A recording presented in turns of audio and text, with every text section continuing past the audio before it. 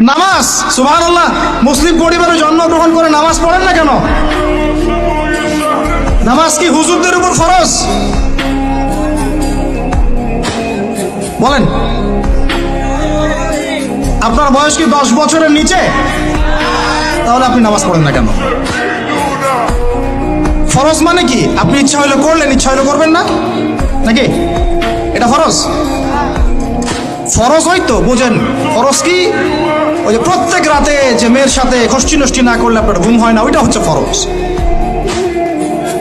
স্কুলে কলেজে গিয়ে মেয়েদের সাথে অ্যাফেয়ার্স করা, ডেটিং করা, এই পাবজি খেলা, আমাদের সবার উপর এখন ইউটিউবিং, ফেসবুকিং ফরজ। ফরজ বোঝেন, এইভাবে বোঝেন, এগুলো হচ্ছে ফরজ আপনার উপরে। তো সালাত, হাইয়া আলা সালাত প্রত্যেক দিন আপনার কানে যায়, কেন সালাতে আসেন না? হাইয়া আলাল ফালাহ আপনার আমার কানে যায়, কেন সালাতে আসেন না? কখন সালাতে আসবেন? ছোট ভাইরা কখন সালাতে আসবেন? যখন আপনার বয়স হবে 50, ওই সময় এসে প্রথম কাতারে চেয়ার নিয়ে দৌড়দৌড়ি করবেন। আমরা যখন মসজিদে যাই, প্রথম কাতারগুলোতে প্রথম 2টা কাতার থাকে বয়স্করা, বৃদ্ধরা, যুবকরা নাই। আর ওই সময় চেয়ার নিয়ে মারামারি, কারণ এখন তো সেজদা দেওয়ার মতো শরীরের ক্ষমতা নাই। আর কে আগে চেয়ার দখল করতে পারে, ওই হচ্ছে প্রতিযোগিতা। তখন